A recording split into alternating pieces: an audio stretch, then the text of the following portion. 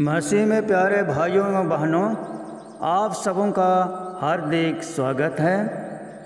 मैं आप सबों का तहे दिल से धन्यवाद करता हूं कि आप सब मेरे वीडियोज़ को सुन रहे हैं और अपनी आत्मिक उन्नति कर रहे हैं। हमारे उद्धारकर्ता प्रभु यीशु मसीह की शांति, अनुग्रह और सहभागिता सदा हम सबों के साथ बना रहे। आमीन।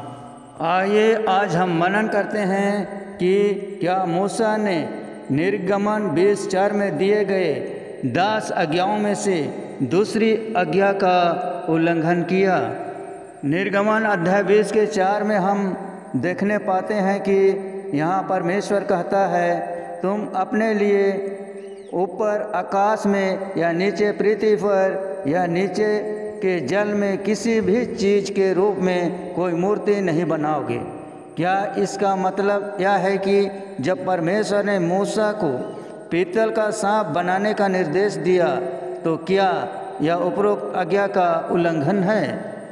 निर्गमन 20:4 में परमेश्वर द्वारा मूसा को दिए गए 10 आज्ञाओं में से दूसरी आज्ञा हमें मूर्ति बनाने से मना करती है और निर्गमन 20:5 में मूर्तियों की पूजा आराधना करने से मना किया गया है।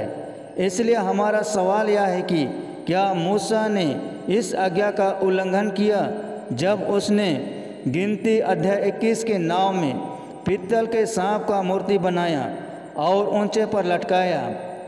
उत्तर में सबसे पहले यह बताया जाएगा कि मूसा ने पीतल का सांप क्यों बनाया और फिर यीशु ने पीतल के सांप के बारे में क्या कहा है।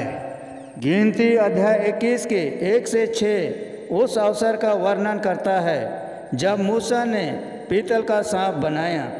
तब इस्राएली होर पर्वत से निकलकर लाल समुद्र के मार्ग से एदोम देश के चारों ओर जाने के लिए निकले और लंबी यात्रा के कारण वे बहुत व्याकुल हो गए थे। तब इस्राएली लोग परमेश्वर के विरोध बात करने लगे और उन्होंने मूसा से कहा कि तुम लोग हम लोगों को मिस्र देश से निकालकर इस जंगल में मरने के लिए क्यों ले आए हो?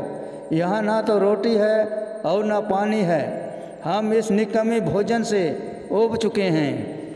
गिनती अध्याय 21 1 से 6 बताता है कि इस्राएली लोग व्याकुल हो चुके थे क्योंकि वे एदोमियों के स्वामित्व वाले भूमि के चारों ओर होर पर्वत से यरदन नदी के पूर्व की ओर यात्रा कर रहे थे। बाद में यरीहो शहर के पास यरदन नदी को पार कर वादा की भूमि में प्रवेश करने वाले थे। वे इतना व्याकुल हो चुके थे कि वे अब आगे चलने की हिम्मत नहीं कर पा रहे थे क्योंकि उनके पास अब भोजन वस्तु और पानी नहीं था, जबकि परमेश्वर उनके भोजन के लिए स्वर्ग से मन्ना दिया करते थे, लेकिन वे इस भोजन से संतुष्ट नहीं थे। इसलिए उन्होंने शिकायत की। इब्रानियों 3:19 में परमेश्वर हमें बताते हैं कि इस्राएलियों ने परमेश्वर पर विश्वास नहीं किया। परमेश्वर में अविश्वास के कारण उन्होंने परमेश्वर पर भरोसा नहीं किया कि वह उनकी देखभाल कर सकता है। निर्गमन और गिनती दोनों पुस्तक साझा करते हैं कि वे अपने अविश्वास के कारण लगातार शिकायत करते रहते थे। उनके शिकायत के कारण परमेश्वर क्रोधित हुआ और उन्हें सबक सिखाने के लिए परमेश्वर ने विषैले सांपों को भेजा और उन सांपों ने बहुतों को डांसा और कितने लोग मर गए। तब इस्राएलियों ने अपने पाप को महसूस किया और पश्चाताप किया और वे मूसा के पास जाकर अपने पापों को स्वीकार करते हुए मूसा से कहा, हमने तेरे विरोध और परमेश्वर के विरोध पाप किया है। अब यहोवा से प्रार्थना करो कि वे सांपों को दूर करे। तब मूसा ने उनके लिए परमेश्वर से प्रार्थना की। तब परमेश्वर ने मूसा को एक तेज विष वाले सांप का प्रतिमा बनाकर ऊंचे खंभे पर लटकाने के लिए कहा ताकि सांप के डसे हुए जो लोग उसे देखेंगे वे बच जाएंगे। मूसा ने परमेश्वर के आज्ञानुसार पीतल के सांप का एक प्रतिमा बनाया और उसे ऊंचे पर लटकाया। सांप से डसे हुए जिन जिन लोगों ने उसे देखा वे बच गए। हमारे लिए ध्यान देने योग्य पहली महत्वपूर्ण बात यह है कि परमेश्वर ने मूसा को पीतल के सांप का प्रतिमा बनाने का आदेश दिया था। मूसा ने परमेश्वर के आदेश पर पीतल के सांप का प्रतिमा बनाया। इसलिए पीतल के सांप का यह प्रतिमा एक मूर्ति नहीं थी, यह एक मूर्ति नहीं हो सकती थी, क्योंकि परमेश्वर ने मूसा को इसे बनाने का आदेश दिया था। हमें यह ध्यान देना है कि सांप के डसे हुए जिन जिन इस्राएलियों ने इसे देखा वे जीवित बच गए, अन्यथा वे मर गए। वे जीवित बच गए क्योंकि उन्होंने पीतल के सांप को देखने के परमेश्वर के आदेश पर अपना भरोसा रखा। उन्होंने परमेश्वर की आज्ञा मानी और देखा। उनका भरोसा इस्राएल के सर्वशक्तिमान परमेश्वर पर था, निर्जीव पीतल के सांप पर नहीं। मूसा के पीतल के सांप का अंतिम उल्लेख नए नियम में यूहन्ना अध्याय 3 के 14 से 15 में यीशु ने निकोदेमुस को अपने विषय में समझाते हुए ये शब्द कहे, जैसे मूसा ने जंगल में सांप को ऊंचे पर चढ़ाया, वैसे ही अवश्य है कि मनुष्य का पुत्र भी ऊंचे पर चढ़ाया जाएगा, ताकि जो कोई उस पर विश्वास करेगा वह अनंत जीवन पाएगा। अगर हम यहाँ यीशु के कथन की तुलना मूसा द्वारा लोगों को दी गई गिनती अध्याय 21:9 की आज्ञा से करें तो हम पाते हैं कि दोनों में बहुत समानता है। जो भी इस्राएली जीवित रहना चाहता था उसे सांप को देखना पड़ता था, और यीशु का कहना था कि जो कोई भी यीशु को देखेगा या उस पर विश्वास करेगा वह जीवित रहेगा।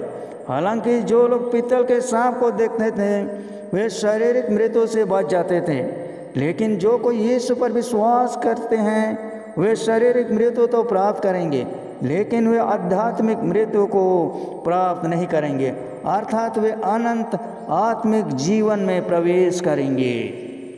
पुराने नियम में पीतल का सांप मसीह का प्रतीक था। यह हमारे पापों के लिए क्रूस और मसीह के दुख की प्रतीक रहा था। पीतल के सांप का महत्वपूर्ण प्रतीकात्मक अर्थ था। इन अत्यंत विषैले सांपों से लोगों को जो डस मिला वह पाप से मेल खाता है। ऊंचे लटके हुए सांप का अर्थ क्रूस पर मसीह से है। यहाँ हम देखने पाते हैं कि यह पीतल का सांप बनवाया गया था और जो लोग उसकी ओर देखते थे वे जीवित रहते थे, जो लोग उसकी ओर नहीं देखते थे वे मर जाते थे। आज यह उतना ही सरल है। या तो हम मसीह को अपना उद्धारकर्ता के रूप में देख रहे हैं क्योंकि हम पापी हैं और हमें पाप से मुक्ति के लिए मसीह पर विश्वास करना होगा, या तो हम मसीह पर विश्वास नहीं कर रहे हैं। अगर हम मसीह पर विश्वास नहीं कर रहे हैं या मायने नहीं रखता कि हमने कितनी बार बपतिस्मा लिया और हम कितने चर्चों में शामिल हुए हैं, हम कितने संगति में शामिल हुए हैं, हमारे माता पिता कौन थे, हम एक खोए हुए नरक संकटग्रस्त पापी हैं। हमें प्रभु यीशु मसीह की तरफ देखना चाहिए। यह उतना ही सरल है और यह उतना ही जटिल भी है। आज हमारे पास कितनी समस्या है।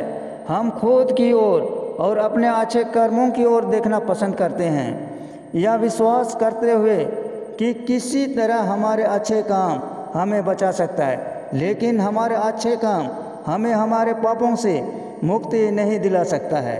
केवल यीशु मसीह पर विश्वास के द्वारा ही हम पापों से मुक्त हो सकते हैं। जैसा कि इफिसी अध्याय 2 के 8 में पवित्र वचन कहता है, क्योंकि विश्वास के द्वारा अनुग्रह से तुम्हारा उद्धार हुआ है और यह तुम्हारी ओर से नहीं वरन परमेश्वर का दान है। दोस्तों, यह शुभ संदेश आप सबों को कैसा लगा?